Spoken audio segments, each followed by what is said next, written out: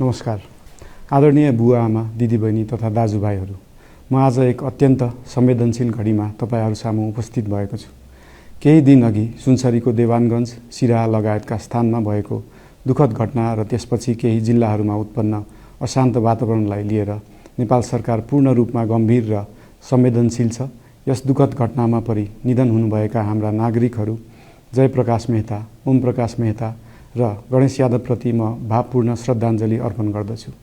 साथै शोक सन्तप्त परिवारजनहरूमा नेपाल सरकारका तर्फबाट गहिरो संवेदना व्यक्त गर्दछु। घटनामा परि घाइते हुनुभएका सम्पूर्ण नागरिकहरूको शीघ्र स्वास्थ्य लाभको कामना गर्दछु। घाइतेहरूको उपचारमा कुनै पनि प्रकारको कमी वा ढिलाइ हुन नदिन सम्बन्धित स्वास्थ्य निकायहरूलाई स्पष्ट निर्देशन दिइसकिएको छ।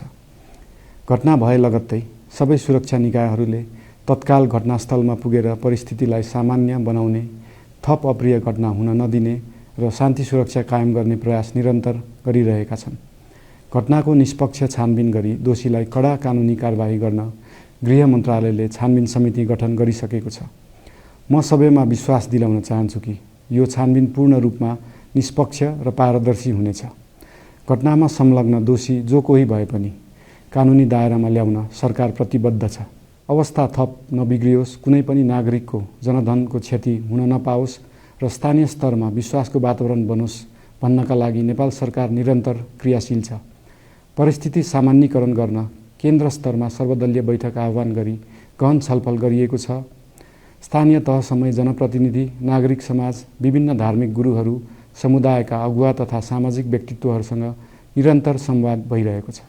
स्थानीय स्थितिको प्रत्यक्ष अनुगमन गर्न, पीडित पक्षसँग संवाद गर्न र शान्ति सुरक्षालाई थप सुदृढ बनाउन गृहमन्त्री स्वयं सो स्थानमा पुगिसक्नु भएको छ। साथै देशको समग्र शान्ति सुरक्षाको अवस्थाबारे गम्भीर समीक्षा गर्न राष्ट्रिय सुरक्षा परिषदको बैठक बसी परिस्थिति अनुसारका आवश्यक निर्णयहरू समेत गरिसकिएको छ।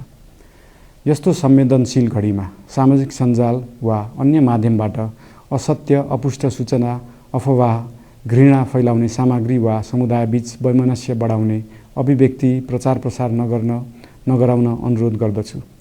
साथै सरकारी निकायहरूबाट जारी भएका आधिकारिक तथ्य र सूचना मात्र विश्वास गर्न विशेष आग्रह गर्दछु।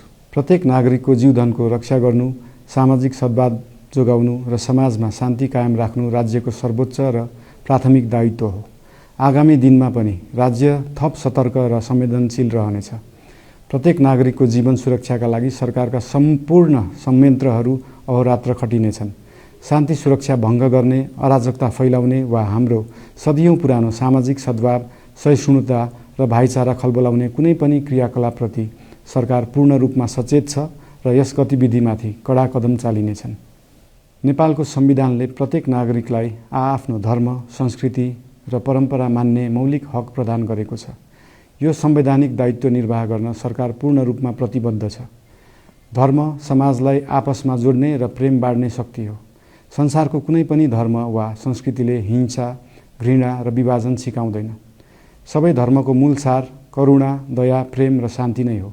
देशको कुनै एक स्थानमा भएको अनपेक्षित र दुःखद घटनालाई लिएर कुनै सिङ्गो समुदायलाई आरोपित गर्नु र देशका अन्य भूभागमा समेत त्यसको प्रतिशोधको आगो फैलाउनु कुनै पनि दृष्टिकोणबाट न्यायोचित वा न्यायसङ्गत हुन सक्दैन। आदरणीय बुवा आमा, दिदीबहिनी तथा दाजुभाइहरू, हाम्रो इतिहास साक्षी छ कठिनभन्दा कठिन र अप्ठ्यारो परिस्थितिमा पनि आपसी एकता, सहिष्णुता र विवेक नै हाम्रो सबैभन्दा ठूलो शक्ति बनेका छन्। हामी सबैले जिम्मेवार नागरिकको भूमिका निर्वाह गर्दै यो सुन्दर र शान्त नेपाली आकाशमा मडारिएको अशान्तिको बादल हटाउनु पर्नेछ।